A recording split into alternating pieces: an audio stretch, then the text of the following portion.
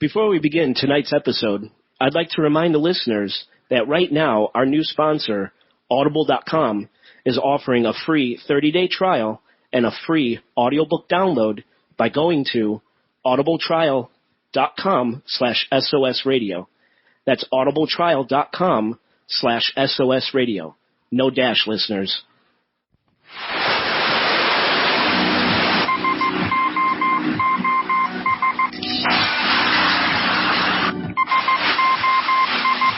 I'll set down SOS to the blood of the Messiah flows.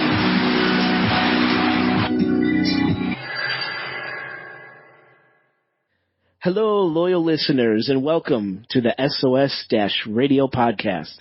All paranormal, all the time. My name is Jason Knight, president and founder of Chicago's own Supernatural Occurrence Studies. No one elected you. And your host into the unknown. I remember there's a big point of contention when we first started. With me as always. Who was going to be the president? Or the founder and fellow SOS co-president. And brothers in arms, Mr. Dave Black. You. Just couldn't keep him, couldn't wait. Hey. Very hard to restrain him. What is that, spicy capicola? He's doing his bit of another bit. It's been a long night, long day. Tragic. There's lots of things going on today. And, of course, producer extraordinaire, Mr. Oscar Spector. Goddamn right, son. What's up? Oh, we're swearing now. I can't swear that? I can't do that? Yeah. Joe, I thought that was okay. Do not take the Lord's name in vain. Edit that out, Oscar. Do I have to? Yeah. Joe Erie is not with us tonight because he is partying with his grandma, who turned 91 years old. 91st birthday today. Yeah, which is, I mean, if you really think about it, like, so that's really happy not birthday. Wait, is that the first 90? 91 is such an odd number. Like, wait. Wait till she's 95. Is her birthday, is this the first time she's turning 90, or is this her 91st? 91st. This is her 91st. Get it? Smart ass. I know. So happy birthday to her. Interesting thing about I was just talking to it was my niece's bat mitzvah last weekend, and I had to drive my uncle to the bat mitzvah, and my uncle was born in 1928, so he had some pretty interesting things to say and stories to tell. And the interesting thing about it is a lot of people that were born pre-World War II never really know their birth year. Like, my grandmother had, like, several different ages she would give. You know, you're right. I remember that in my family as well. Yeah, they would change the dates on their birth certificates for various reasons, whether it would be to get into school districts or whatever it was. Yeah. I guess I'm the weird one. My grandparents do remember But back then, before there was... No, I remember this. Like, my great-grandmother, I remember that. Computerized, like, systems to keep track of all this stuff, somebody could literally just... change the name. They would change their date. They would change their own names, spelling of the last name, make it more American. Yeah. Happen really to Italians. That anyone could do. Yeah. The records were so, it was paper records in a file cabinet somewhere. That's right. So all they would have to do is be like, yeah, can I see my records? And then just scratch shit out on it. It's crazy. Yeah. We've come a long way, guys. So, yes, as Dave Black mentioned, Joe Erie is not here today. A lot listeners know Joe has a lot of stories about his grandmother, holds her in very high regard, so he chose her over us this evening. What an asshole. What about that? Yep. So this is episode 41. We've been doing this for, 40 episodes? Year and a half now? Almost 2 years. We started in, September of 2015, I want to say? Was it 15? Something like that. I don't know. Right. Was it about right? So about 2 years. It was the tail end of, it was like fall of 2015 when we started. Wow. So we just passed, obviously, episode 40. It was a pretty special episode. It was one of our on-location episodes. I missed that one. You weren't there. No. Neither was Dave. You were there in spirit. I was not there, yeah. So for listeners who don't know, I was lucky enough to be able to venture out to Area 51, Rachel, Nevada, Alamo, Nevada, to go skywatching and go alien hunting with Mr. Randy Tucker, owner-operator of SomewhereOutThereRadio.com, an alien expert. And I feel really guilty about that episode. I feel I owe the listeners you owe us an apology. More explanation. So much chummier with Randy Tucker than with us. Randy is just I feel like great guy. We're about to break up. I feel like you found someone. Never. I want to envelop Randy into our gig, but he's got his own gig going on. So he makes guest appearances, and he's great at interviewing we meld and gel very well. So hopefully get to do more projects in the future. But it was a decent episode. Got some decent feedback on it. But I didn't get to do everything I wanted to do. Pray tell, what did you want to do? Well, I really wanted to visit the Black Mailbox. Oh, what is that? Black Mailbox, it's people think it's the mailbox for Area 51. Mm-hmm. And it's not. Rancher. So out in... I hear that if you put something in that mailbox, Keanu Reeves gets it 2 years later. Oh, God, what movie was that? What movie was that? The Lake House. The Lake House, yeah. No, everyone thought it was like... No one mentions Frequency, that same thing. Much better movie. Oh, with Jodie Foster. No, that was with Bill Paxton. Oh, okay. And Randy Quaid, or Randy... No, it was Dennis Quaid. Dennis Quaid, right. Okay. Anyway, let me finish here. We're not going to let you finish here. People think that the Black Mailbox was the mailbox for Area 51, because when you're driving down E.T. Highway, you're literally in the midst of the alien conspiracy mecca of the world. You're at Area 51. Right.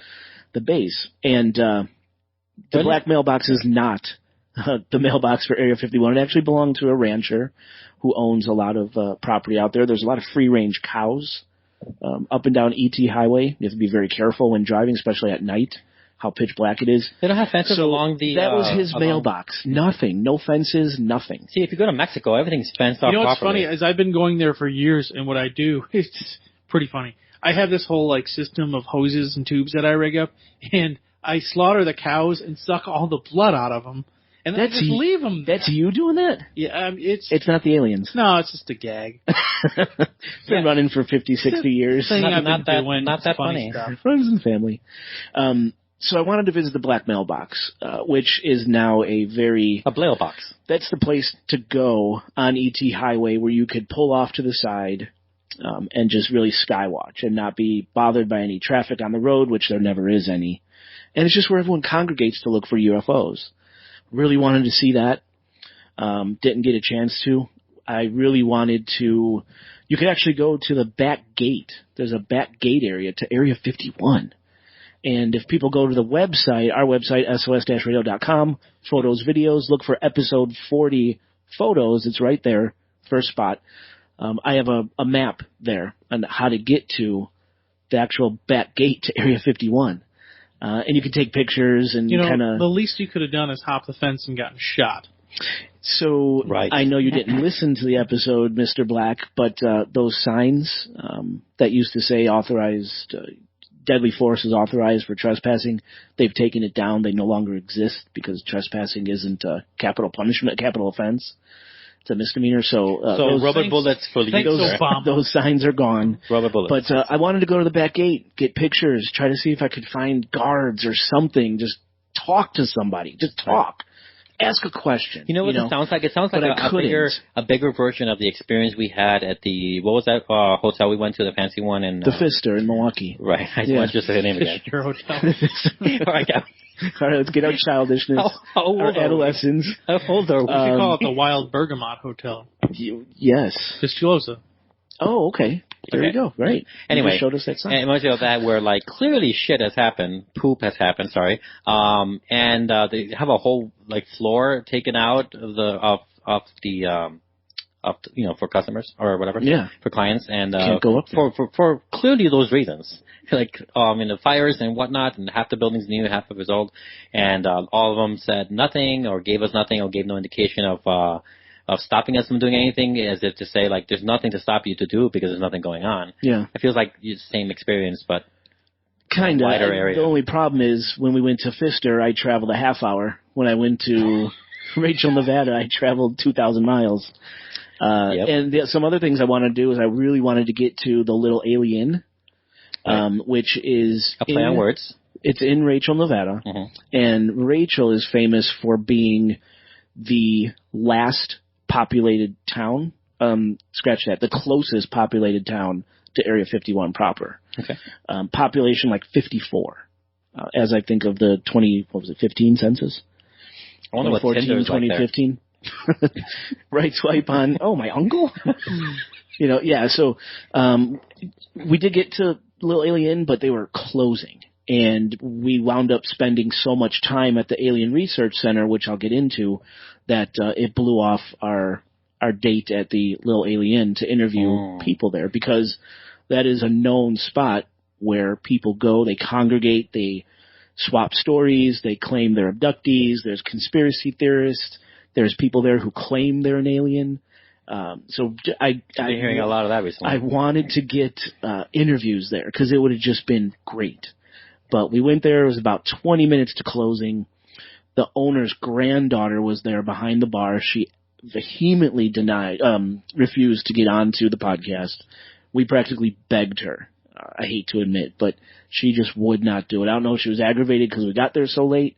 She just wouldn't talk. We did talk to a kitchen employee there. Nice guy. Been living in Rachel for about 20 years. Has seen a lot of crazy stuff in the sky, but he freely admits that it's space junk, it's military craft, nothing extraterrestrial. He wants to be contacted, but he hasn't yet. His cool story was he saw the stealth bomber before it was ever released to the public. That's what I was just thinking about a second ago. Of like, a lot of this UFO stuff, like years before the stealth bomber was officially unleashed or they let us know about it. Right. It had been around for 5 or 10 years before that. Yeah, I don't know what people were seeing this black thing in the sky that they described as a UFO, and it was the stealth bomber the whole time. It was, and this person was lucky enough to actually be one of those people to see it, and then like 2 weeks later he said it came out in the public that we have this weapon. So I thought that was pretty cool. Also for just in general, that was like 20 years ago. Can you imagine what kind of technology we have now that we don't know about? Absolutely. Tender. I mean, years ago they were talking about cloaking devices that would basically disguise a whole tank like render a tank invisible. Yeah. And all it is, it's fiber optics. So it's like a wall of fiber optics that's connected reflects what's behind you in front of you. It's connected to a wall of fiber optics behind you. So it's projecting what's behind you in front of you. Exactly. So you blend in. It's literally just like smoke and mirrors. It becomes a James Bond car. Yeah, and but I can only imagine it's really effective if you're standing still. Like I can't imagine that it's like Predator. I don't know if you're in like a desert where scenery doesn't change much. Yeah, but I feel like if it's a moving thing, you can see you can see the rolling of the. It's probably not as easy to see as a car coming down the road, but you can probably see the dust trail. You can probably see the bevel of air coming at you and whatnot. Who knows what they have? And my interviewee Desiree from the Alien Research Center talks about hearing sonic booms all day. And out there, the sky is just crystal clear, blue as blue could be. And she's hearing these sonic booms, and she's hearing all this, engine activity above her head. You can see as far as the eye can see, but there's nothing there. Nothing. Now, with sonic booms, I can understand those things are gone by the time you hear the boom. Right. But just some of this engine activity. That could be in the stratosphere. That could be high that was my question to her. You couldn't see it. I wonder, it was rhetorical, but I asked her, do we have that sort of technology where we have planes that could literally be at the edge of our atmosphere, beginning of space?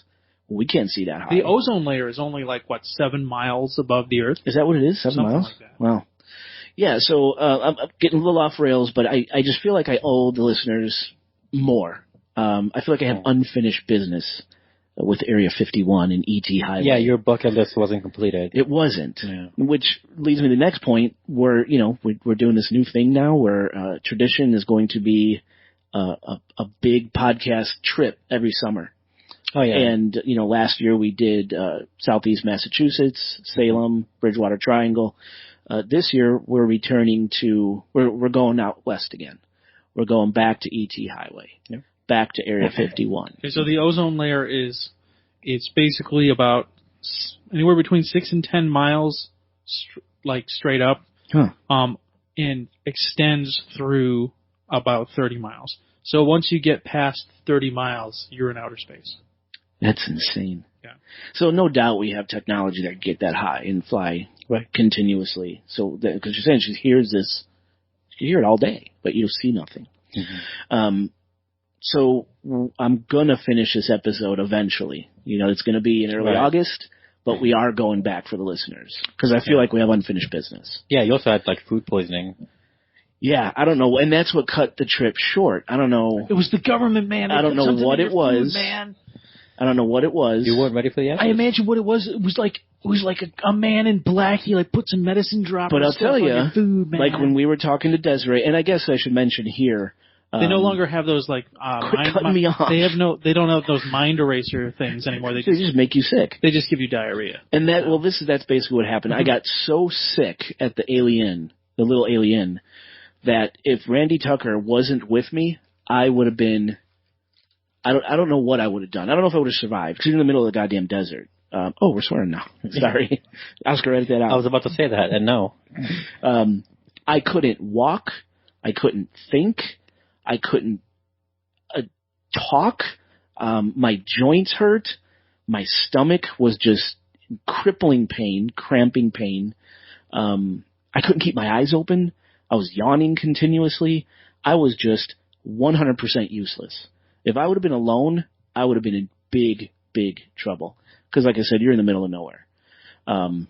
So he actually drove me back to Las Vegas, and I pretty much slept the entire way. I was up enough to finish the episode 40. Right. And or give it a sign-off. Yeah. I just couldn't. I just could not continue.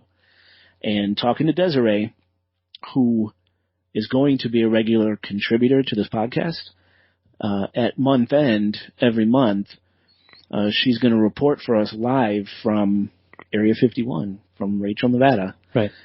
Well, actually, she's out before Rachel, but she lives on ET Highway at the Alien Research Center. She lives there. So we're going to have feet on the street reporting once a month the latest news from that area, that mecca for alien activity.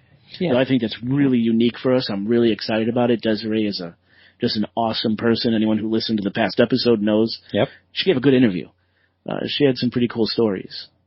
She was just good. So we're going to have her reporting live. So I figured I'd drop that bomb right now. Yeah. So we'll start this month or next month? So it's going to start at the end of this month, the end of May. Okay. Yep, the end of May.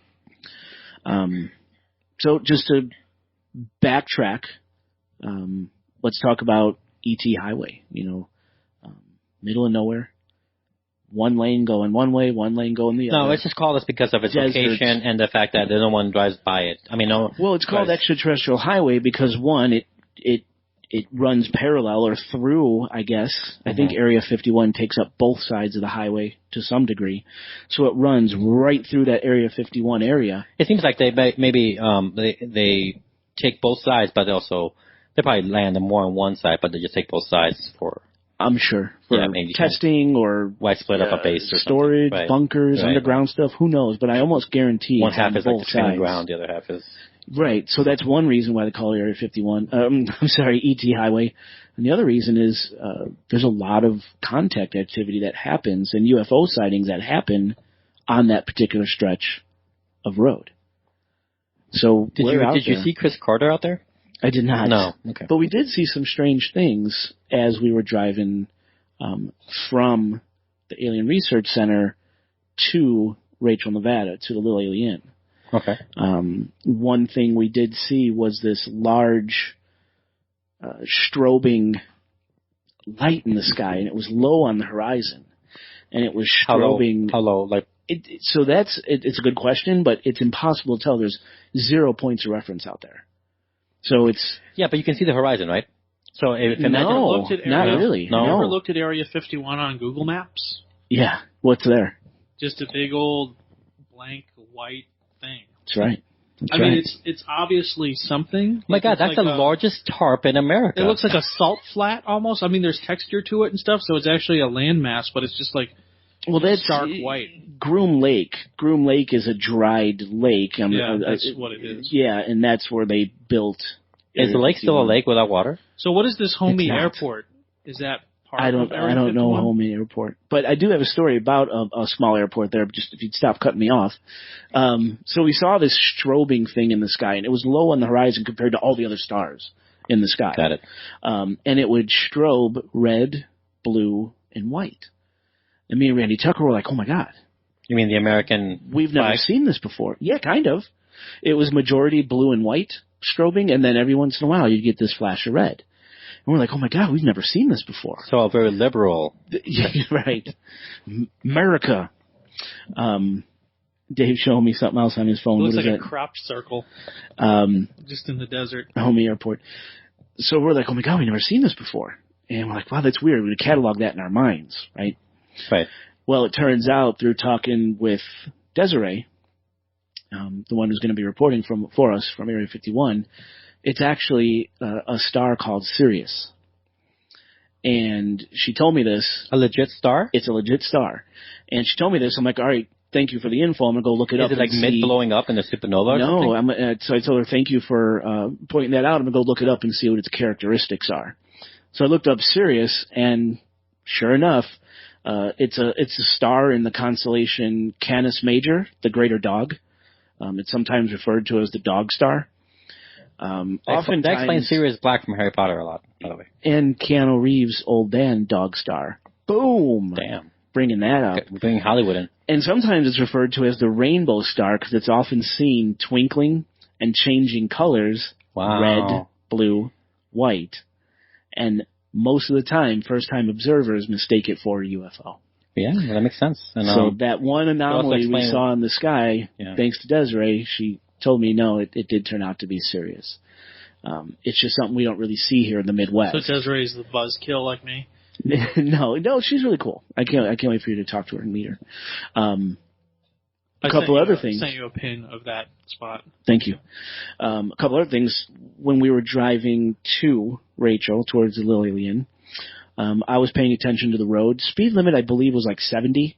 Yeah. But at night, you don't want to go that fast because anything could happen. Jump out in front of your car, including a cow. Yeah. And hitting a cow is like hitting a semi. Cows don't really jump. I was about to say something like that. Hitting a cow is like hitting a semi, basically, if you're doing 70. So I'm doing about 30 because we also want to skywatch. One of the Texas Chainsaw Massacre movies where they hit a cow? I don't know. I don't remember. So I'm doing about 30. I mean, if I can hit deer in Chicago, you can probably. So I could watch the road. Yeah. Randy Tucker's doing most of the sky watching. And all of a sudden he's like, what was that? And a white light that was hanging kind of in the sky. This little. Like still? It was hanging still. Okay. And then all of a sudden it just, in the matter of 2 seconds, completely dropped straight to the desert. Wasn't a shooting star. Wasn't a falling star. He's seen those plenty of times. You didn't see it hit ground. It just hit the earth, so to speak. It just seemed like it hit the earth in the matter of 2 seconds. It didn't gently fall like a falling star. It didn't shoot, horizontally or diagonally across the sky like a shooting star. It just dropped right to the earth. Maybe a suicidal military drone. Don't know. On the way back from the little alien, when I was pretty much dead. Randy, I kind of jolted up because like, there it is again. Only this time on the way back, it was orange. It was an orange light that was there in the sky. He saw it. It was a different color. It caught his eye. And then, bam, it just dropped to the earth in a matter of a second or two. Those were the only astral anomalies that we've seen this time around because we didn't stop. Did you go on hightailed it back to Vegas? Did you try research that? Anything like forums or whatnot? I have. Well, not forums, but just researching falling lights, Nevada desert, Area 51. Didn't find anything. So one was debunked. It could be the equivalent of the star, stealth fighter bomber thing. The Dark Star. These other two dropping lights, couldn't explain them. Don't know what that is. So if any listeners are in the Nevada area and have seen anything like this, you know what it is, please let us know. To me, it's a UFO, unidentified, right? Unidentified object. So, right, yeah. Well, the problem now is everybody's got drones. There's so many drones. No fly zones. That doesn't. There's no commercial airlines. There's no private. Anyone can There's nobody out there. Yeah, but somebody could be camping fucking 20 miles off into the mountains and have a drone with them. How does a drone fall from the sky in 2 seconds? Shut the propellers off. It'll take longer. Yeah, it was essentially like the blink of an eye. This thing was dropped. Right. Yeah. Don't know what it is. Like I can't argue a point. It went down with speed, not fell. Right. It was because something that falls will take longer than that to fall. Yeah. Don't know what it was. Right. So, extraterrestrial highway. That's what we were talking about. Dark. The landscape. It seems like another planet. It's just barren and desolate and desert and bluffs and dips in the road. It's very eerie at night. When we go back, I want to make it a point to pull off at the black mailbox and sit for a few hours and just skywatch and just record everything. Right. Very, very cool. So, it was a cool trip. Didn't get to do everything I wanted to, but right. Desiree was great. She gave a good interview, some good stories about, oddball customers coming in and I remember that. Yeah. Claiming to be abducted and these balls of light that chase cars down ET Highway that are single orb, large orb of light that break off into multiple pieces. They'll even elude cars. So I wonder if seems like there's intelligence to them, and then they suck back into that one orb again and then just disappear. I wonder if their insurance covers probing or don't know. Cars that shut off lost for no time. reason. Don't know. Lost time. As you recall, I used to work with a guy. We'll call him Joe Smith. That claimed to be an abductee. And we talked about this on a past podcast, so let's refresh the listeners. And he was writing a book about his experiences that he wanted you to edit, which I believe was something like 1,200 pages. It was like a phone book. It was massive. It was a big project. And what turned me off about that project, do you remember the photos that he had in that book of his kids? I remember there was something with him, but this was like 15 years ago, so I can barely remember. He had photos in there of his kids with marks on their body in kind of sensitive areas. Yeah. Buttocks, for example, in the shape of like triangles, like piercing in the shape of triangles and odd little burn marks. Yes, now it was really I remember. Weird. But this is something that alien contactees and abductees claim happens, so don't know. Sorry, continue. Yeah, and that's the thing is, this is the problem is, I mean, the guy seemed like a fairly normal guy. He's very eccentric, of course. He's kind of like pasty and sort of almost like in an albino way. Like he is very strange. He had like very, very light skin and like sandy blonde light hair too. Yeah. They kind of like matched his skin. So it's just kind of a jarring appearance to begin with. And you couldn't really tell if he was like 40 or 60. Or 70, like you couldn't really tell what his age. You couldn't tell if he was like a middle-aged guy that just looked older, or if he was a older guy that looked younger. And his wife was like 20 or 30 years younger than him, and their kids were like really young. So it was like this very weird dynamic of like, I have no idea. Like he could be just a really terrible-looking 38-year-old, or he could be a really good-looking 70-year-old. Yeah. I don't know. But he was a very strange guy, and he was my boss at one of the places I worked, and he was pretty nice, pretty understanding guy. But he always talked about this abduction experiences that he's had since he was a child, and that his family was getting exactly that he'd be. One of the things that stuck with me was he said, I would be put back through my bed, through physical, like the ceiling, through like physical objects. They can manipulate physical objects. And they were putting me back into my bed, and they were saying things to me telepathically, like, take me to your leader, and we're not here to harm you, and we want to help you, and things like that. And part of me thinks, like, okay, you're freaking nuts. And then the other part of me thinks, like, well, if these things have been monitoring our culture and and they're intelligent enough to decode our language and stuff, these are the types of things that they would be consciously aware. Who knows what they're sucking out of people's brains, and if they're able to telepathically communicate and whatnot and get actual information from people that they have abducted, they would be fully conscious of our pop culture sort of alien ideas, and would intentionally kind of plant those ideas in your head. So if you ever repeat it to somebody, you sound crazy and are immediately dismissed. This is also why people are like, well, why do they always take like these redneck ranchers in the middle of nowhere and probe them? Like, why don't they ever take like the physicist or the scientist or the, it's like, because nobody's going to believe those people. Nobody's going to believe the crazy redneck in the trailer on the edge of town. Everyone's going to look at him like he's crazy. How many people would believe video proof of it happening to someone famous? Yeah. Also, like how many of that will have to take, but before you have to personally take them to a place that shows them, These things don't want to be known. They don't want to be discovered. So why wouldn't they go out of their way to confuse and confound? Wait, haven't you seen Arrival? People? The whole thing of that, the aliens arrive, the whole world knows, and they go crazy and they kill each other. Yeah. So the whole idea is that by taking people that are already strange or already kind of outcasts and doing their experiments and learning about human anatomy and stuff through them, that they can be fairly confident in returning, when they return that person, nobody's going to listen to their story. Nobody's going to believe them anyway. So maybe they specifically target people that are already like not really very trustworthy or believable.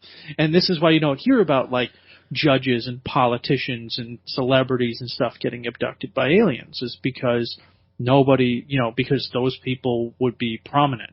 And you have to think of it like these things are, presuming that they exist and presuming they understand us, are probably just as intelligent, like almost like a serial killer, Like if you were a serial killer and you wanted to kill a bunch of people, are you going to go and kill the most important people in town, or are you going to pick off the prostitutes and the hobos and the, you just the gave me drug the chills, dealers man. and whatever? Like you're gonna pick the people that nobody cares about.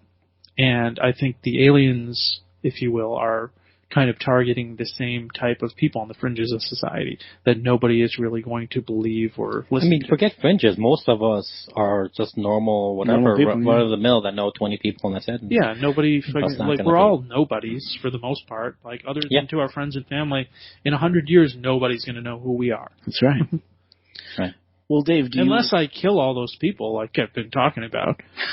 Here we go. There's his confession. And then, but then you have to confess. But I think what I'm getting at here is, so this guy Joe Smith that I worked for would tell me these stories, and this is kind of where it started rattling around in my head. Like, maybe he's not crazy.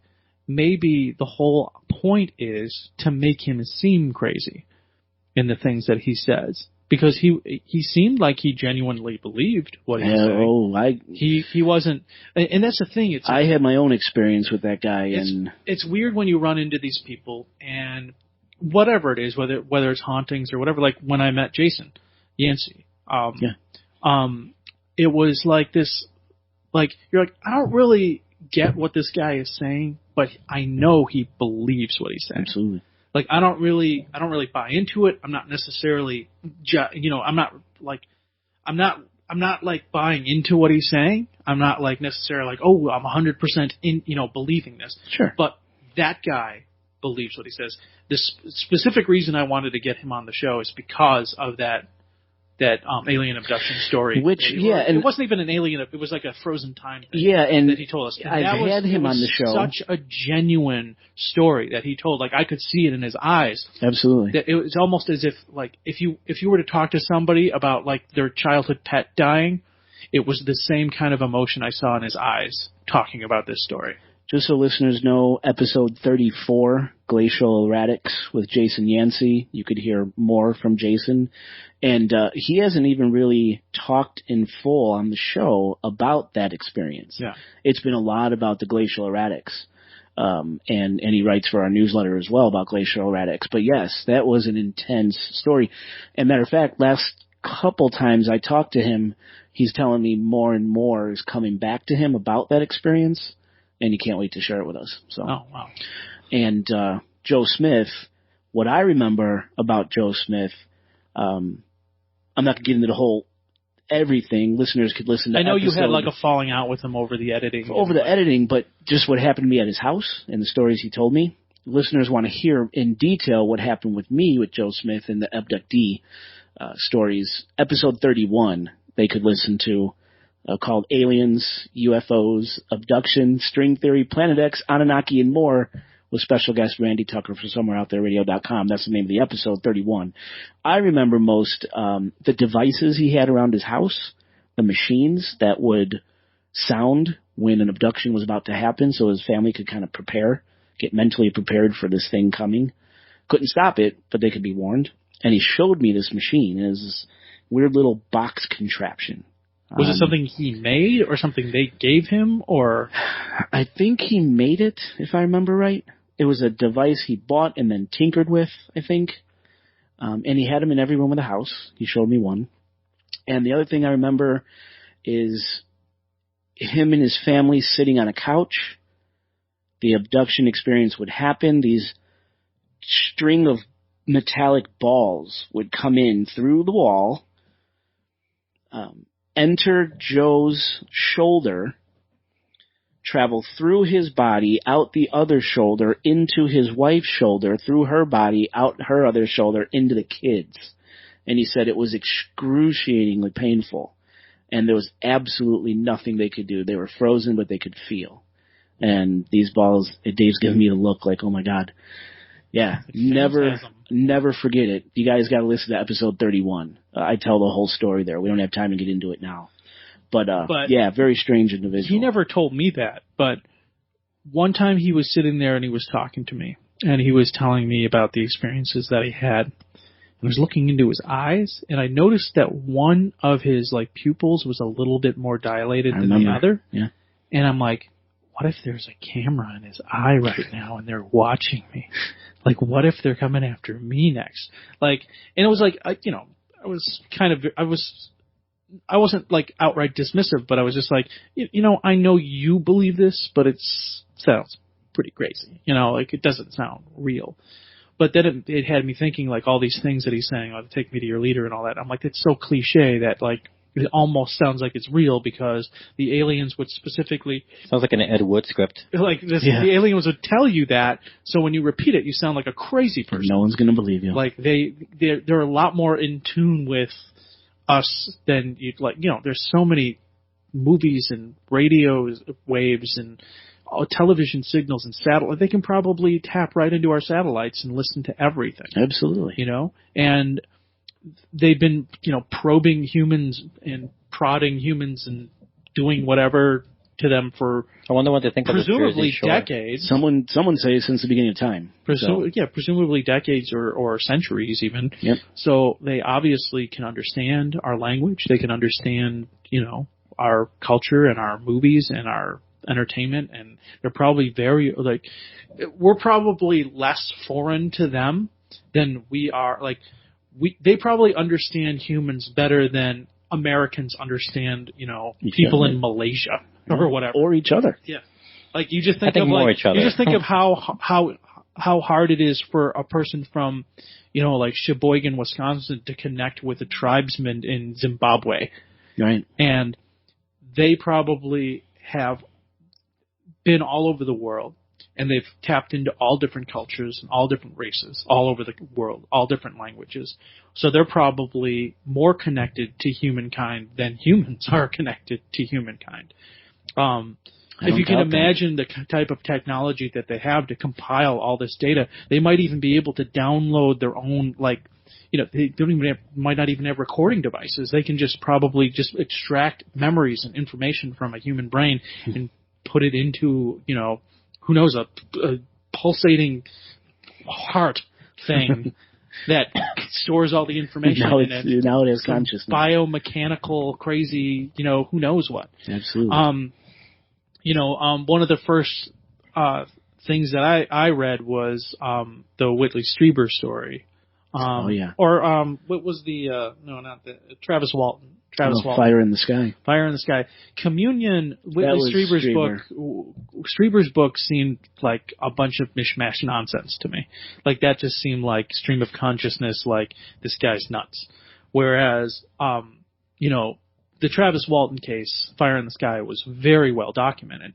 At the time, it was they've all passed multiple lie detectors. And this guy was gone for a couple of weeks, was it? And when he came back, he hadn't eaten or drank any. He was dehydrated. If this was going to be a hoax, I don't think that they would have gone to that level. Yeah, it's pretty extreme. It's hey, I got a funny idea. Why don't you hide in this hole in the woods for 2 weeks? We're not going to feed you or water you. And we'll make everyone think that you were abducted by aliens.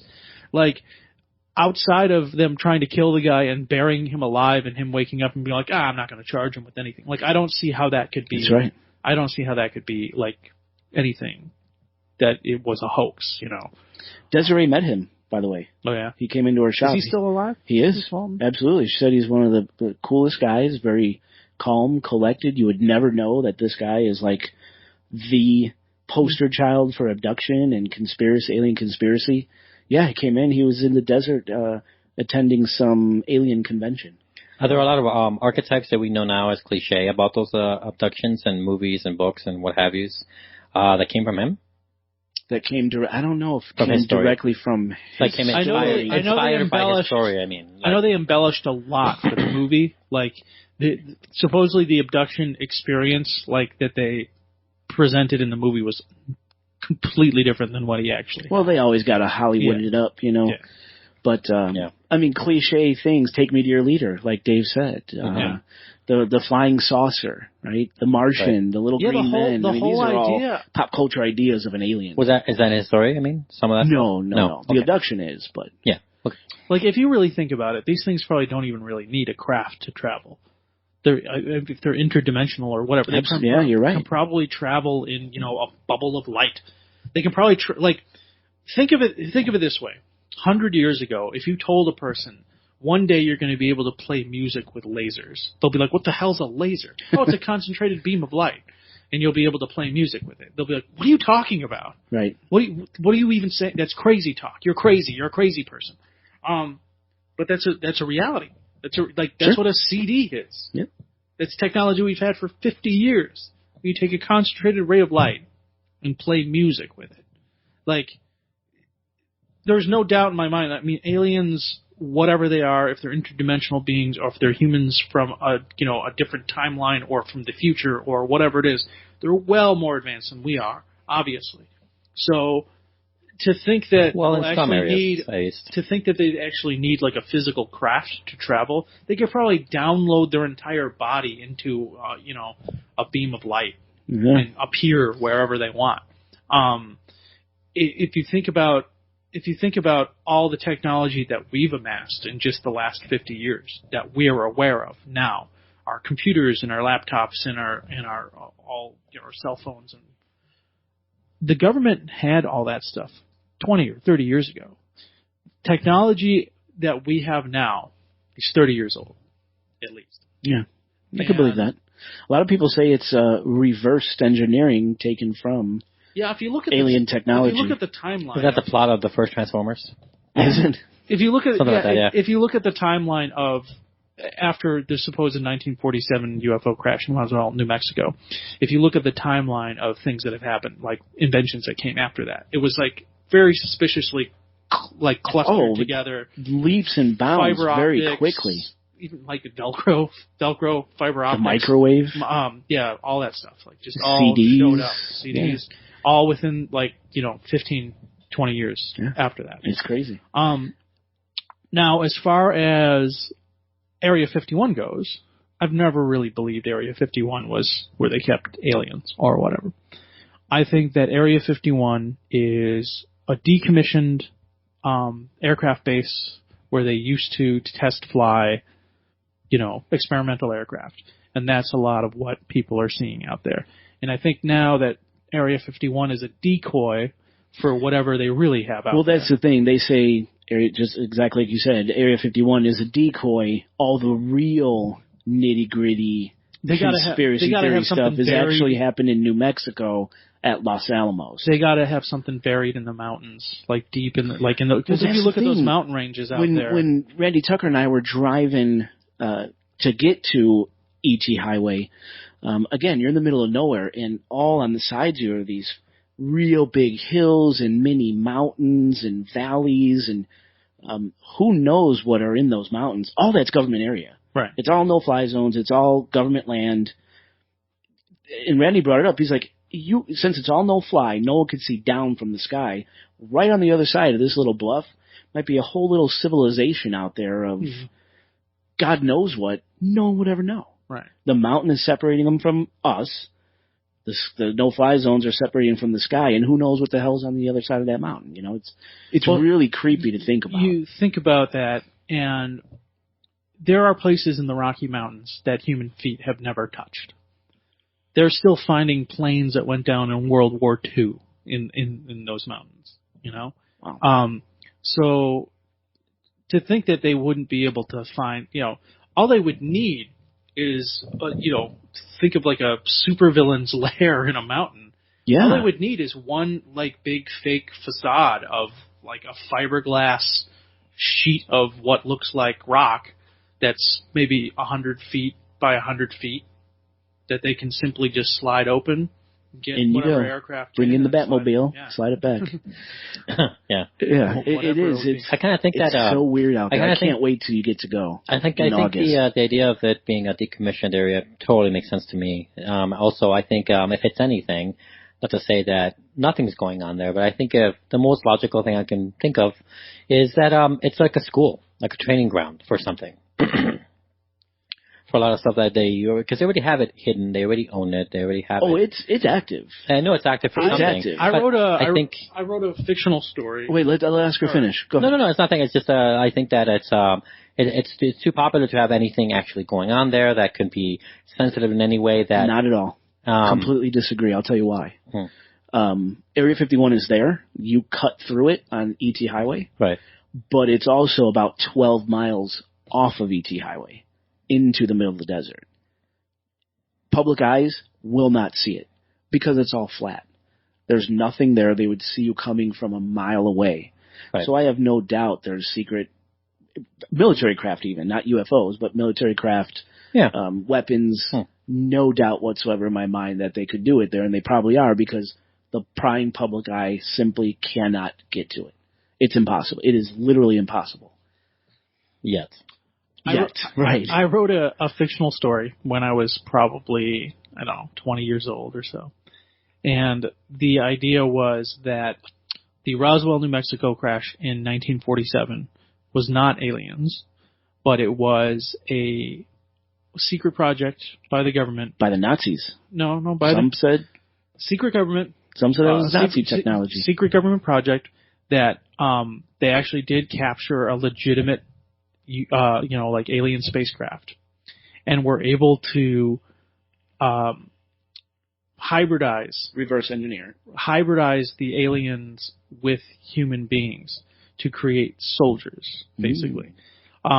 They were able to take their crafts and reverse engineer them using the modern technology they had at the time in addition to their technology.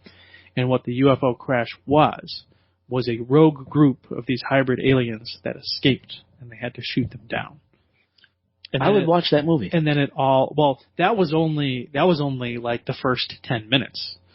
That's just a cold open, guys. The rest of it was from the perspective of 100 years in our future, when like World War IV breaks out, and basically World War III had pretty much wiped out the entire U.S. military, and like we were kind of like piecing everything back together, and someone discovered all the records of this project and all these creatures. That's cool. And all of these weapons that they created were in a bunker somewhere in the desert, and they were able to resurrect them to fight the new war. And what winds up happening is the alien hybrid creatures go and decimate our enemies, and then just start reproducing and spreading out, and they take over the entire planet. Dude, you got to finish developing that. Yeah, that's interesting. But sounds like a 20-year-old story. Yeah, I would read that. I would if that became the movie, I would watch it. Yeah, on Kodi. On Kodi? I'd watch it on Kodi. Showing your hand. So, a lot of stuff going on out there, guys. It's a cool place to be. I'm sorry I couldn't finish it. There's still a lot more to do, and we'll do it in August. But just wanted to kind of talk about it. Dave, you had a quick theory before we break, because something happened recently in Chicago I want to talk about.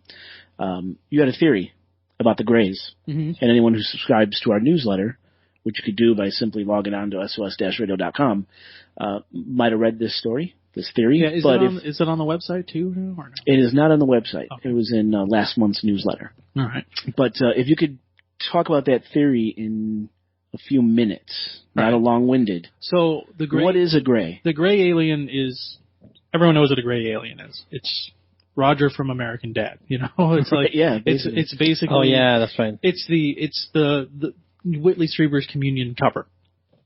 Yeah, the Grey alien. Cat-like eyes. Everyone knows, like the big black eyes, no nose, the bulbous slit for head, a mouth, slit for a mouth, long, skinny, slender, kind of almost floaty. Terrifying, in my opinion. Yeah. But, now, if you were to take human beings and put them into space, in a la Star Trek, like, in these big space cities, in the sky. Basically, whatever, spaceships, space stations on other planets, whatever you want to call it. These basically artificial human hamster cage environments, if you will. Now, if you think about first of all, it's inevitable. We already have, humans living in space. The ISS. Yeah, in the, International Space Station. Yeah. And from what we know about astronauts now, is they go into space, they come back, even 9-10 days in space, it's almost, it takes them a couple of days to acclimate back to our gravity and our sunlight and, walking, because their muscles have atrophied just from those few days of being in, you don't realize how many muscles you use a day just fighting gravity, just waking up, walking around, and the thing is that when you're in no gravity, there's no resistance on your bones, on your muscles. So if you were to imagine humans living in space for several generations in these artificial environments where there's very low or no gravity, you have very regulated, food. The oxygen is always to specific specifications. You have no natural sunlight. You have no elements. You have no changes in weather or temperature. Everything is completely ideal for human stability conditions.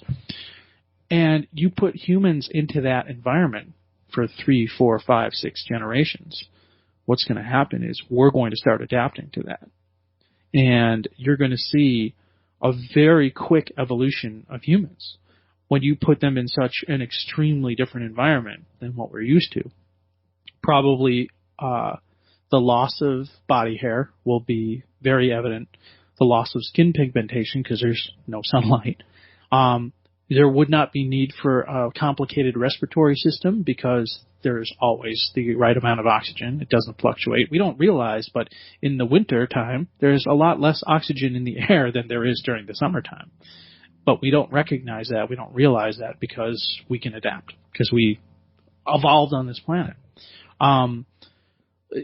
Because we are eating the exact specifications for food to sustain human life, we would not have a complicated digestive system.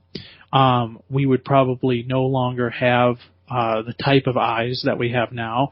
If you think about it, almost like living in a cave, there was no natural sunlight to have to ward off or whatever, so our eyes would change. Our entire body structure, we wouldn't need muscles, we wouldn't need strong bones, we wouldn't need most of the features that we have now, and we would eventually start to look like those grays. So what grays are, in my mind, are a human creature or a human ancestor, or perhaps humans from the future that have evolved in space, in low gravity, anti-gravity environments. The pristine scientific environment. Yeah, because I know that the universe is infinite, and I've talked about that plenty. I've talked about how the universe is infinite, time is infinite, space is infinite. No matter how far you go, you're never going to get to the end of it, because if anything else, it all circles back around. So the fact of the matter is that in all of that, in all of those billions and trillions of stars out there, there's other Earth-like planets, inevitably. Yes. And in all of that infinite time and space, there's going to be humans, probably that look just like us, humanoid creatures that look just like us at some point. But the chances of those humans from probably trillions of years from now or in the past getting to where we are now is so minuscule. It's like throwing a grain of sand into the Atlantic Ocean and throwing a grain of sand into the Pacific Ocean and expecting them to meet at some point.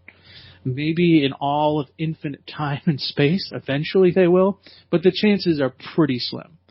So if you think about it on that scale, the chances of there being a alien species from another planet visiting our planet that look anything similar to us is so remote that I do not, and I cannot believe that the gray aliens that people describe are not directly connected to humankind in one way or another. So are the gray aliens us? The gray aliens are us, or we are them, whichever way you want to look at it. And with that, Dave Black, take us to a break.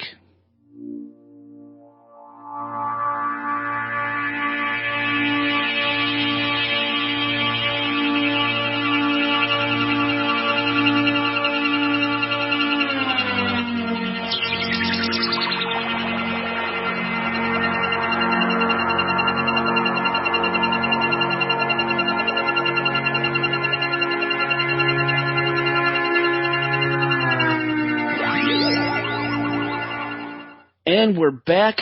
That was Threshold by the Steve Miller Band. Dave, why did you choose that song? Because that as soon as you said that you wanted me to pick a song for it, that was the first song that ran into like I mean, come on, it's got like every space alien noise in it. So that was pretty fitting for the topics at hand tonight. Yeah. So we're putting aliens to rest. We're putting them out to pasture for now. I want to talk where they about can mutilate cows. Where they can. Well, apparently that was you. Yeah. And your rubber hose contraption. Yeah. Your prank, your practical joke. Yeah, it's just like a turkey baster and some fish tank of cleaning equipment. It works. Yeah. You've got the whole world duped. I do want to talk about, for the remainder of the show, something that happened just a few weeks ago in Chicago. According to at least 3 witnesses, these reports came from MUFON, the Mutual UFO Network. Between 10 p.m. on April 15th, 2017, just a few weeks ago, and 2 a.m. on April 16th, at least 3 groups of witnesses saw what looked like a giant 6 or 7 foot man bat in various locations close to one another. No one said Batman, huh? In the city of Chicago. What they're saying it was the Mothman. And Christopher Nolan. He was described as being 6 or 7 feet tall. Black, just a jet black, with large protruding wings that could be seen sticking up above his shoulders, with red eyes, glowing eyes. One report said orange, so reddish-orange eyes. Got it. Seems comforting, like a comforting image. But yeah, terrifying. Well, this is what people claim the Mothman looks like. That harbinger of doom. Every time the Mothman's seen, something tragic happens. Something big happens. What do you mean? Something tragic always happens in Chicago. Lost. They're called shootings. Well, right. This is kind of my so that's just theory Tuesday here. For us. One sighting was on the lake. People were on a boat just off Montrose Beach. Dave, you guys know where that is. Off of Montrose, I believe. And this thing flew over the boat. And it was making kind of like a squealing noise. Freaked out the people in the boat. Took off. I'm sorry if they were high. It must have been. They were watching. It was nighttime, right? Yeah. So I said between 10 and 2 a.m. April 15th. Could it have been like 16th. a drone prank where they like these drones? Everything's a drone with you now. Have you ever seen those videos where they put like the witch, the Grim Reaper Halloween decoration over a drone and chase people around a park with it? Could be. A few minutes after this thing disappeared, when they lost sight of it, they claim greenish craft just cruised across the sky, a UFO, a greenish UFO just cruised across the sky. You have this Crypt Keeper like dummy thing in your garage. Yeah, I have my big zombie. If you put that thing on like a toy truck and started driving it around on the street, you would freak the fuck out of some people, for sure. Oh, absolutely. Yeah, that would scare a lot of people. So that was one sighting.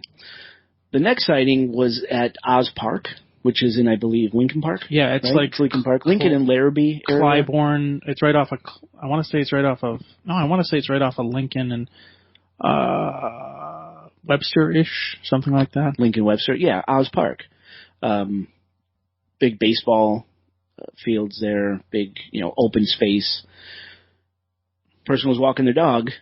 Dog started acting really crazy. Normally doesn't. This person went out for a jog, took the dog with. Dog usually jogs through the city, no problem. They run through Oz Park, never have a problem. Whether there's critters around or whatever, the dog never reacts. This time, though, the dog stopped. The jogger had to force the dog, come on, let's go, let's go, let's go. Dog started growling. All of a sudden, person looked up, saw the same black winged figure standing, maybe 50 yards away. Standing on the ground. Glowing eyes, standing on the ground. Okay. Yeah. And then, boom, off it went. It just shot up into the sky and disappeared. And they said they heard these wings, like rustling sound. Whoosh, whoosh, like a gigantic bird. This feels like the beginning of a Geico commercial. Like this is true. Are you going to kill me? Listeners can Google this. I mean, it's all over the internet. It wasn't just this little story. It's right. All over the net. Again, shortly after that, between this time period, near the Chicago International Produce Market, just off Damon. Dave, you know what I'm talking about? Yeah. Have you been there? You know the area, right? I haven't been. I think it's off a lake in Damon. Yeah. Yeah. So right there, right on Damon, by this food place, a group of guys were leaving a shift, leaving work, kind of bullshitting around, goofing around. Same thing. In the sky, first they heard the rustling sounds. They started looking up like, what the hell is that? It's really loud, it's odd, it's late, never heard this before. Same figure. Big, black, winged, red-eyed creature. Scared the crap out of them. One of the witnesses actually does not want they told their story, no identifying information, don't want anyone contacting them about it. That's how freaked out they are. And that just happened a few weeks ago in our lovely city. What do you guys think of that? My lovely city. Dave's and I. Mine too. You renounced the city. Yeah, you do renounce it. You're a suburbanite now. No, what do you think? I don't think. I don't know. It's too. My mind goes immediately to elaborate prank.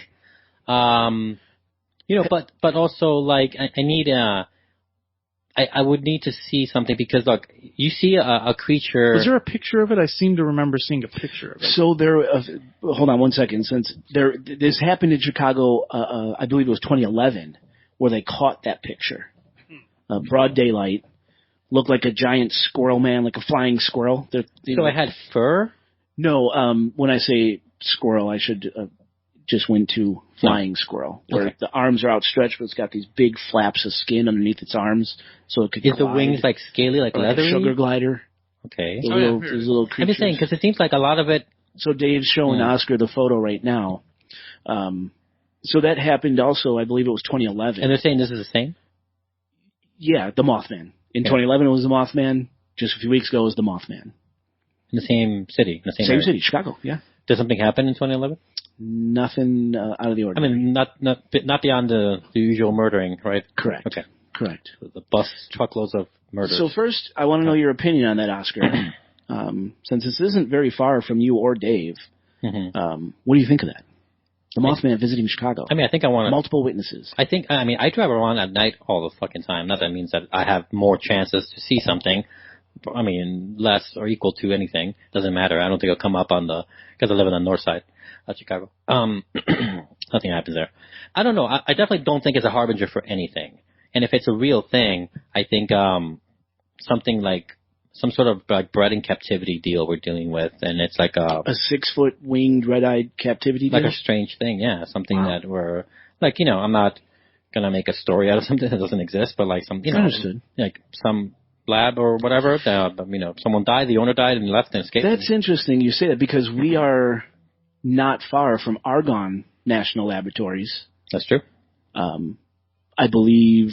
So where they have the particle accelerator? That's right. There you go. So who knows what kind of interdimensional crazy things they could be right when they opened up these particle accelerators. Wasn't that the premise of the Mist? They had some sort of particle accelerator thing that opened. They never said it that specific. Yeah, I didn't think they said, but it was kind of implied. These accelerators are said, and this ties back to Mandela effect and interdimensional travel and beings and demons and spirits crossing into our world, that these particle accelerating machines located all over the world, they don't just have it here in Illinois, they're all over in different laboratories, are actually opening up doorways in time and space, allowing these creatures, demons, spirits, and otherwise, to come through to our world. This is just speculation, it's just theory, it's just something that's out there. But when you mention lab and some rogue experiment or whatever, we got Argonne National Laboratories right here. Yeah. So that was interesting. One thing I forgot to mention when we were discussing the topic of aliens is the fact that, when we think of aliens or other beings visiting our planet, we think of them as the same size as us. But think of a planet like Jupiter that's hundreds of times bigger than Earth, and an organism that developed on that planet would be hundreds of times bigger than a human. I wonder. Or on a planet that was, 1/10 the size of Earth, they'd be 1/10 the size. So imagine there's somewhere out there a planet the size of a marble that is similar to Earth. But on that little marble, you have microscopic intelligent life. Oh, I see where you're going. And if those could come here and be present, they could be all over the place, and we would never see them. Yeah. I think that's diminishing returns to that idea. So I feel like much smaller. These weird sightings of the Mothman, and you have the things like the green kangaroos over here in Wisconsin, in southern Wisconsin. That's right. That I actually witnessed somebody post on their Facebook page when I just saw glowing green kangaroos cross the road. And you knew that was a thing. And I knew that was a thing. He had no idea. The cats and all the Bigfoot sightings and all these things, like they could very well be, interdimensional beings, or they can be, beings coming here from another planet, and who knows, maybe they can increase and decrease their size at will, or they could be here all the time and then just all of a sudden be like 10 feet tall and be like, oh, hey, and then go back to whatever they were doing before. This thing was tall. It was definitely taller than an average man. And I want to get to you because you're out there foraging all the time. I don't know if you ever came across anything like this, but one thing I did come across not too far from where we're at right now, a few weeks ago, I was up in northern Illinois by Illinois Beach State Park, and I came across 3 dead chickens on the railroad tracks, just thrown in a pile with their heads removed. Not cut off, yanked off, like pulled off their bodies. Whoa. There was you could still see the spine, like the stump of the spine and stuff, and like a bunch of tissue and stuff where the head was. Oh, that's horrible. Could an animal do that?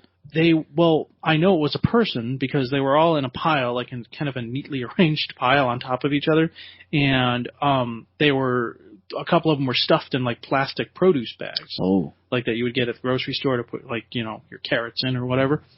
So I don't know if it was some sort of voodoo. Is that like Santeria or something? I'm not sure, but it was pretty bizarre because I feel like if it was somebody's backyard chickens that got attacked by a coyote or something like that, because I could see an animal being able to get a chicken's head through a fence or something and yanking it off.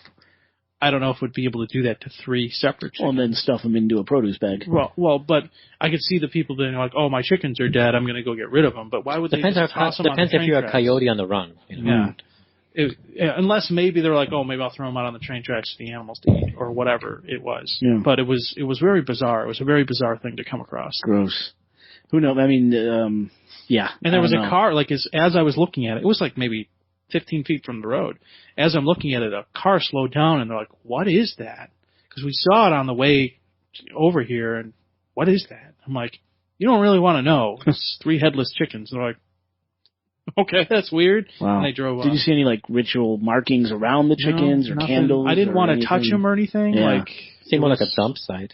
A dump site. It's very bizarre. Well, I want to get back to Oscar real quick. Have you ever heard of the Lechuza? Lechuza? Is that like the Yakuza over by the lake? No. Or Lechuza? I don't know how to say it. Lechuza? Lechuza, yeah. With a CH? Yes. No. Lechuza. No. He's like, Lechuza? Well, that's the thing. That. Supposedly, the guys who've seen this supposed Mothman at the Chicago International Produce Market seemed, the way the stories are written, to be Hispanic. And one of them said it reminded him of the Lechuza, or Lechuza, however you say it. Okay. Which is supposedly some massive owl creature seen in Mexico. That's what it reminded them of. Oh, shit. Have you ever heard of this? No. No? Okay. No, there are an insane amount of stories, for sure, in Mexico, and there's... About flying creatures like this? I've always thought that Mexico will it's much more haunted than most of the areas here, except that they just don't care to talk about it or give a shit too much about it. Like to them, it's just part of life, not a thing to exploit or mention. I see. Not to say that there isn't stories. There's plenty of stories. Every family has a few, and most families have a lot. But no, I never heard that one specifically. Not in that way. Have you heard of like? And never hear. Right? Yeah. When I heard, but then again, Midwest, Chicago is like half Hispanic, so maybe. Well, is there stories of winged beings in Mexico, or have you ever heard anything like that? No. Well, that may be a thing. Winged something, but not in the same vein or legendary hush tones of like Chupacabra stuff. No. Okay. More like as a thing that happened in the past, not as a for sure conspiracy or anything like that. Okay. Yeah. Just curious, Dave. What do you think of this? These sightings of the supposed Chicago Mothman. I haven't actually seen any of the specific information about it other than what you just talked about and the links you sent me the other day, which is basically the same thing that you just said. But I don't know. They seem somewhat credible. I'd like to actually be able to talk to somebody that experienced it. Well, this produce market, Damon, I mean, that's what you do. You deal in produce. Maybe you could get in there and try to talk to some people. You give them a mushroom or two in the house for. I suppose. But I think those would be the easiest ones to track down. Yeah, quite possibly. I mean, I suppose I've been meaning to go over there. I've never actually been over there. You go to Oz Park and wait for a guy with a dog running around. Yeah, right. That was the one actually who didn't want any follow up. Oh, that was him. Okay. Oh, yeah. And I tried to track down information. They're all dead ends. So I'm plotting these 3 spots on the map here. So you got Google Maps open. Yeah. It looks like there's some sort of pattern here. So what's the order? What he's doing is he's plotting on Google Maps the sighting areas. What's the order? What came first? So it was, the way I understand it, was Lake was first, so Montrose Beach was first. Got it. There. Okay. And then it went to the Oz Park, and then Damon with the produce market. Migration going south? What are you noticing here, Dave? Came from the sea? Well, it looks like it looks like if you were to connect them, it would be a pretty straight line. I mean, it might be a little bit curvy, but no, it's pretty. I mean, yeah, it looks like for the most part, that's straight. It looks like a direction. Is my point. Yeah, yeah. It definitely looks like it's like going somewhere. Yeah, if you line them up, it's a pretty straight line if you plot them on a map and do it. My guess is the next sighting will be somewhere around here. Which is where? The listeners can't see that. Yeah, thank you. I'm going to say, let's see, if it went from there to there. We're on the south side now. It's going to be on the south side, right around Marquette Park, maybe? Oh, I know that well. So that's Marquette Park there. Do I know it? I think what it's doing is it's making a loop around Chicago. I feel like... Let me ask you a question. Finish that, because this is interesting. Go ahead. I feel like maybe it's plotting out some kind of nuclear devastation of the inevitable World War III that's coming to us. And you lost me.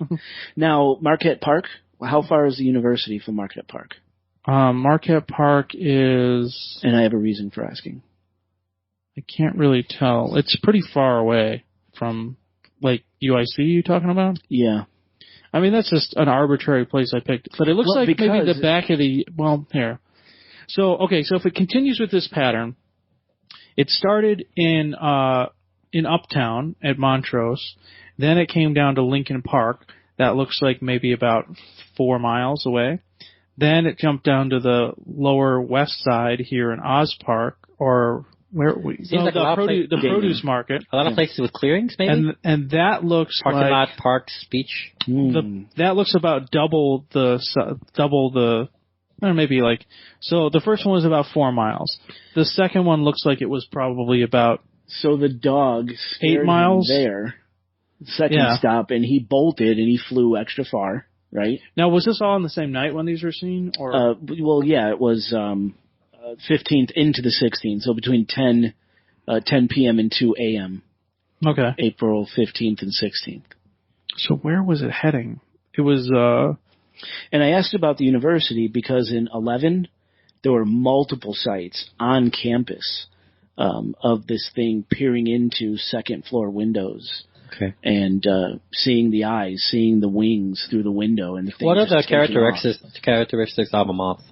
They like fire. They like warmth. They fly more than they land, but when they land, they kind of stay, right? And then something spooks them. Yeah. What else do they do? What do they eat? They spin silk. What else do they do? I mean, they eat plants, right? If we're going literal here, right? Yeah. If we're going literal here, I don't know. Just trying to think of. You said it was Montrose Harbor, or like didn't specify. If it was out in the lake here, if it was like, because I'm plotted at Montrose Beach. If it was out in the lake, like over here, that would be a completely straight line. They were definitely out in the water. I mean, they were in a boat. Yeah, that's right. You mentioned boat. So what else is down further south that he might be or it might be flying to? We got, that's like McKinley Park. The river is right there. I know my father used to work at McKinley Park. Chicago Sun-Times building. I used to hang out at McKinley Park. It's Southside. There's a Metro PCS authorized dealer over there, so maybe he was doing something. Getting his phone? Yeah. Getting his Boost Mobile going? Could you edit those sneezes out? Nope. Maybe. Yeah, so he was wait, the Chicago International Produce Market, right? Mm-hmm. Yep. The one on Damon? Yes.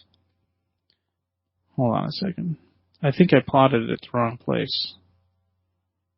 Could you see what the address is? So listeners, we're doing some live investigation, some on-the-spot investigation. Just Googling, really. So just bear with us. So we're going to Google the Chicago International Produce Market. Damon. Sorry for any silence here. Oh, yeah. Okay, so it is putting me down there. So that's 2404 South Walcott. Okay, so that is the right place that I plotted it at. So, I'm not really finding any specific. He was right by the prison, not too far from the prison.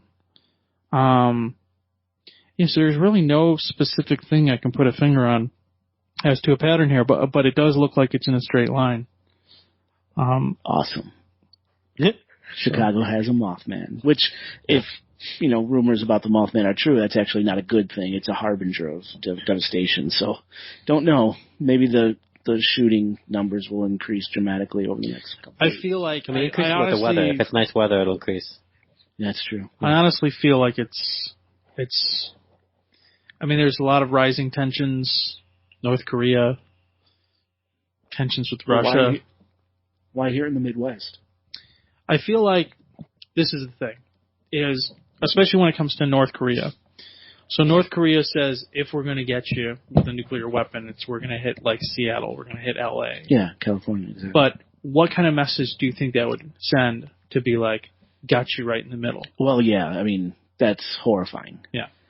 That's horrifying. I feel like... hit Oklahoma. Hit small-town America instead of these massive cities, and now we're everywhere. This is the thing that I think, that if there's going to be a major terrorist attack, nuclear attack, that type of thing, they're going to strike the center of the country. Because hitting the center of the country terrifies everybody. Absolutely. There's not going to be a single person on the face of the map that's going to think that they're safe. So do you think this possible Mothman sighting is warning us about something imminent with North Korea? I think it might have something to do with rising tensions, for sure. And I wouldn't be surprised if that might be a path of destruction of some kind. Or who knows, maybe it could be like an airplane breaking up over the city or something like that. Oh my God! Well, maybe a more natural disaster than it is. Creeped. Well, what natural disasters we get here? An accident. Sorry. Okay, I was meant to say that. Tornado path. Okay, gotcha. Or maybe Chicago Fire Part 2. Well, I would be really curious to know if listeners out there, especially our Midwest listeners, have seen this Mothman. Mm-hmm. Please let us know. Submissions at sos-radio.com. It's not too far from Midway Airport, so. Submissions at sos-radio.com. Hopefully nothing happens, but a lot of witnesses seen it. And this is the second time he's appeared in Chicago that we know of. Right. Any final thoughts, guys? Were there any mainstream news sources that reported this? Or is it all like, I would have to go back through every Google entry. But listeners, Dave, you stuck to online sources, right? Yes. I just found out about this, just got back from town, said, yeah, we have to talk about it. But Dave, when you're out there in your travels across the city doing your business, check out the Chicago International Produce Market, see if you can find some of these eyewitnesses. Who clued you in on it? Grab them on the Tascam. Randy Tucker, actually. Okay, cool. Yeah. He's like, dude, did you hear about this? Yeah. No, I'm on the road, but I'm going to check it out. And sure enough, it's all over. Many articles about it. I'll drive south. I'll go to Midway. I'll check it out. Go check it out. Follow this guy's path. I drive everywhere. So yeah, all I'm really seeing it on is there's a whole bunch of Phantoms and Monsters, your Newswire, Coast to Coast AM, nothing as far as a mainstream news source. Daily Express UK, whatever that is, mentions it, which is all the way in the UK. Now, before we Disclose TV. Before we sign off, Dave, have you ever encountered anything like this when you're deep in the woods towards sunset, harvesting your goods? You ever come across anything like this? No. I mean, I do see some pretty weird things in the woods. You'll find strange objects, obvious witchcraft type stuff. Oh my God. Couple things I found recently. I was at one set of woods, Spears Woods in Palos area, south side, 95th and Halstead or whatever. And I was looking for salamanders, and I found a some sort of little feather, with shells on it and stuff, a little Native American thing hanging in a tree. Oh. And I took pictures of it, but I left it be. I didn't know what it was. Yeah, typically don't touch that stuff. Yeah. So there was that. That was the chickens. A little bit strange. Yeah, the chickens was definitely a weird thing. The Great Urchin Attack of 2009. The what? No, I just made something up. Okay. So I have seen a lot of unusual things here and there. Any cryptids like this? Any creatures? I can't say I've ever seen cryptids. I have seen plenty of animals that don't seem to be at all fazed by my presence. But I feel that's more of a body language thing than anything else. Because when I'm walking around with my head down, looking for mushrooms or whatever I'm looking for, the animals can read my body language that I'm not looking for them. Or you smell like them at that point, and they're like, that's not cool. In Africa, the zebras and wildebeest and stuff won't freak out if a lion is walking with its tail down. Because when a lion's walking with his tail down, it means it's not hunting. It's just walking. Tail up, I'm gone. So they won't freak out. There's a certain... What's stopping a smart lion from walking into the middle of the... and raising its head? You'd think there'd be... Gotcha, bitch. You'd think there'd eventually be a lion that figured that out. But, evolution. But, that's the thing is, the oneness with the nature I have when I'm out there and trying to, I'm trying to forage just like the animals are. So they see me and they're like, oh, it's another one of us looking for food. And sometimes I'll literally look up and I'll be standing in in a clearing and there'll be 4 or 5 deer just standing around me. Oh my God. And I'm literally standing in a herd of deer cool. I'm one of them. And I look at them and go, oh, hey deer, what's going on? I'll literally talk to them hey, what's up? And I'll just go back to what I was doing. Better be careful, you can get ticks like one of them too.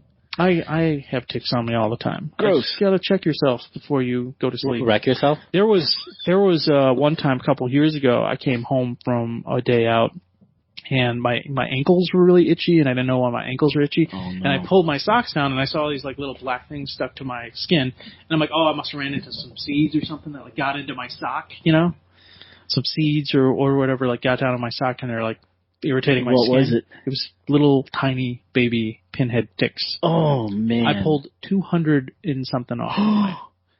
You're lucky you don't have Lyme disease, dude. You're lucky you're not dead. Or messed up. My friend Mike, Tattoo Mike, he got Lyme disease a few years ago coming out with me. Did he really? Mm-hmm. Dude, you're gonna get sued. Does he have workman's comp? Yeah, independent contractor. Good call. Smart. Yeah, very smart. Yeah, no corporation for you. Well, let's close it up. Episode 41. Oscar, look like you wanted to say? No, I just wanted to say if you are not entirely sick of my voice yet, I have a film review podcast called Another Movie Podcast. It's a movie podcast? It is a movie. Or another movie podcast? It is another movie podcast. It's the title.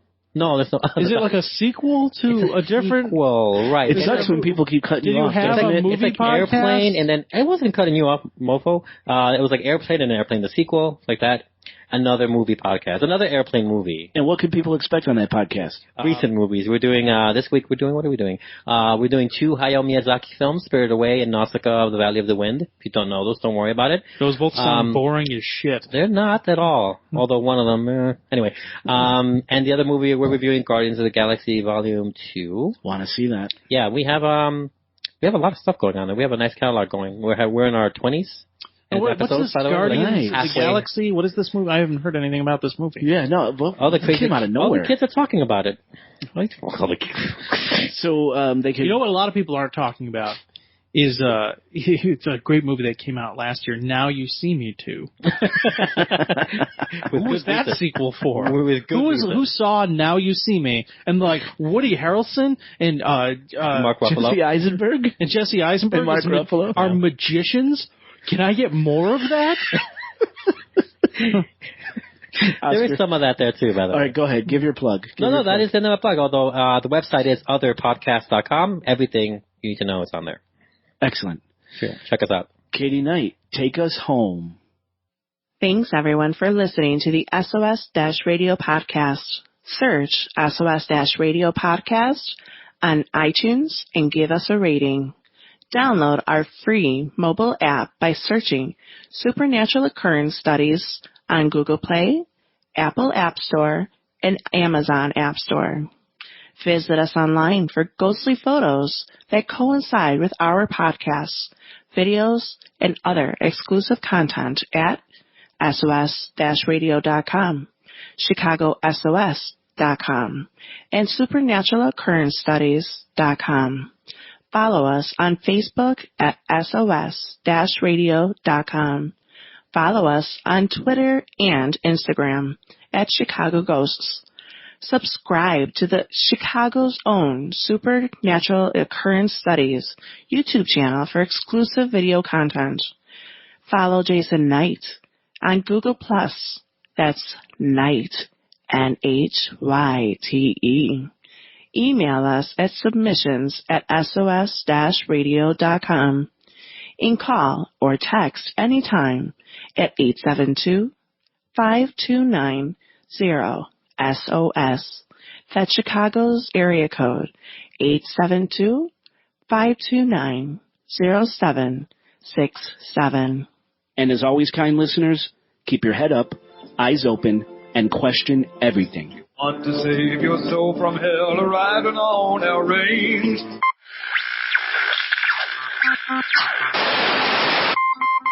Cowboy, change your ways today.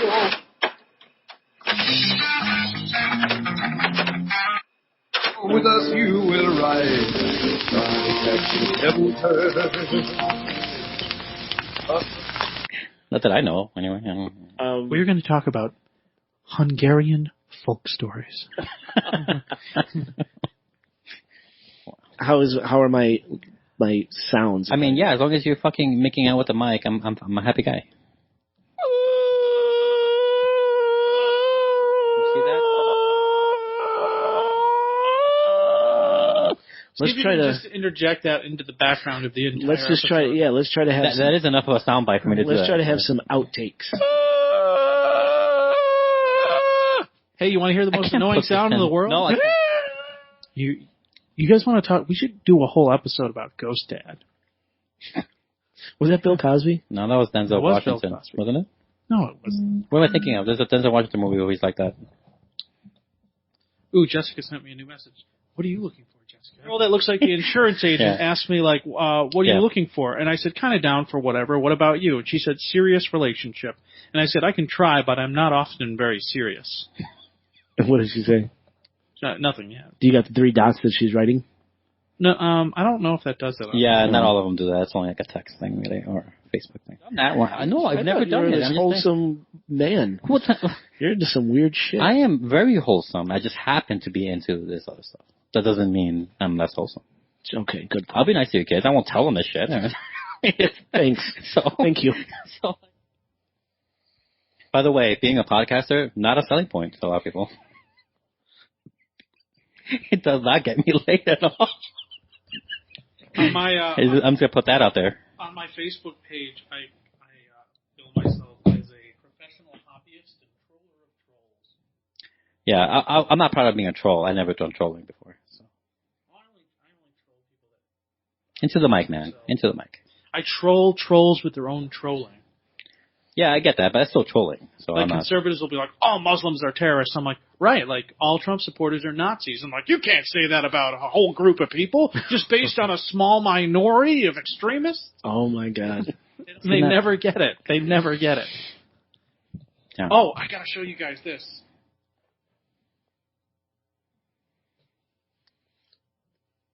No. What is it? Stulosa. Doesn't that sound like a Mad Max character? Edit that out, Oscar. I can't put any of this in there. Nope. I can't put any of this in there. They'll only hear There's some good stuff. They only hear how I can't put any of this in there. It'll just be... And that's what she said. And now I can't put that in there. End. Sometimes the most work I have to do is edit in the outtakes. Oh, yeah. We haven't had outtakes in a while. No, because you guys, you have to provide me some too. Oh, that reminds me too. Hey, when guys. you do interviews and you go off, don't cut it so fast. Cut it, wait like 3 seconds and then cut it. Meaning... After. You do the countdown in the beginning, which is great, and then, but do another, like, mental countdown at the end. Don't just cut it right away. I need space too. Okay. Yeah. Okay. Guys, I'll take you out. I'll take you out real nice. Where's it going to take us? Wherever you want to go. Into the forest. Wherever you want to go. Where do you guys want to go? I want to wash you guys in a tub in the woods. It's weird. Yeah. Just like a tub we find. There's a kink for that. Yeah, how they say there's a DAP for that? For that? Yeah. You got me. Oscar, I want one of those. Play with it. Why do you have one of those? Well, you have a cigar. You eat that first. No, and usually the girls always. Well, the thing is that 9 times sleep over there. 9 times out of 10, they're cold all the time. Women, for some reason. Not that they have to be skinny, but they're always cold. They're like Furnace. a cat. They're Yeah. like 100 Yeah, but I'm fine with it. Like a hot water but I'm okay with it. It doesn't bother me at Really? that point. So I yeah, hate it. I'll just fucking nuzzle in there. Yeah, You're all up in there. Put me to sleep. Going man. to bed. Yeah, Look at this. Yeah, I do. That's weird. I feel like I should just put that, but yeah, but it's not gonna. That doesn't sell to anyone. No one likes that. Everyone's all about misdirection. America sucks. I really hate everyone who does anything here. Yeah. He doesn't express the thoughts of all hosts. Yeah. Yeah. Anyway. Give me a second here. These are out. This might be outtakes. This is good stuff. I will show you the only 2 she gave me. Here's juicy. 1. Yeah, I have 2. Oscar has 2. Are these outtakes? I'm not putting this. You're fucking kidding. You could chop it up really interesting, though. Maybe. I think. All right, are we going to record? I mean, I've been recording for 25 minutes already. So that means I have to skip like 30 minutes into this to get to the actual episode. So are you guys ready? You guys know what we're going to talk about? Dave, did you get anything good from Facebook on ideas? No, somebody told me about Moundsville State Penitentiary in Morgantown, West Virginia. I'm like, well, that doesn't really fucking help us. Right? Oh yeah, I was there last week. I don't know what that is. Yeah. No, I mean it's a cool thing. I'm sure they're from there, but get them to send us pictures of them. Make the audience do some of the work. Yeah, right. Yeah. I'm glad we're getting feedback at all. I still haven't had any fucking lick of feedback on my show. Really? No. It takes a long time. It does take a long time. It's so much effort for someone to go online and type in something. And 27 stars who died and not a word was said. Oh, no, they always put like a picture of somebody that's clearly still alive. Clickbait. On those things. And you're like, what? Christy Alley died? And then they're like, Hans Futterbun, the 3rd guy to get killed in Die Hard 3. And you're like, what?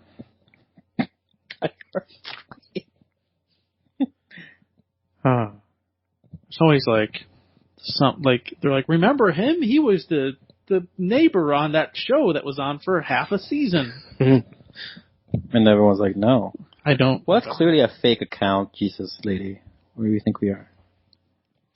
Okay, ready? Yeah. 5, 4, 3. Motherfucker. 2. That's an outtake. No, it's not anymore. So I said cock. Sorry, I don't even know if you're going to have outtakes. We just haven't had them in a while. I know, it's been 30 minutes of outtakes. It's been like 4 hours. You guys got here at like 7. It's I know. 11:15. I knew we were going to start late. I never. Ready? Yep. 3, 5, 2, 4, 7. No, see, he just screwed me up. No, just do it. Let's go. 12. Alarvin. Farteen. Twarnty. Flarty marm. You sound like a gnome. Warmly darn. Who was the guy that visited us when we were in Massachusetts? Roughly larb. Which guy? With the Dracula man? Yuri. What? Yuri. Oh, yeah. Oh, Yuri. Yuri. All right, here we go. Ready? 5, 4, 3, Stop farting in my garage. The closest thing to this whole thing about finding something weird in there as far as scavenging goes. It's scavenging. Like we're little Jawas. One time, and I'm sure this happens to everyone, sometimes, you say the bridge of the acting, and the gerbil is his race. I did not expect that. He's fired from his job. Oh What? Oh, if I put that in the outtakes? All right, you guys ready? Yeah, yeah. 5, 4, 3. By the way, none of these outtakes can work at all. 2, I think you could do some butchering and really make something interesting. Some butchering, huh? A lot of butchering. Okay. 5, 4, 3, 2.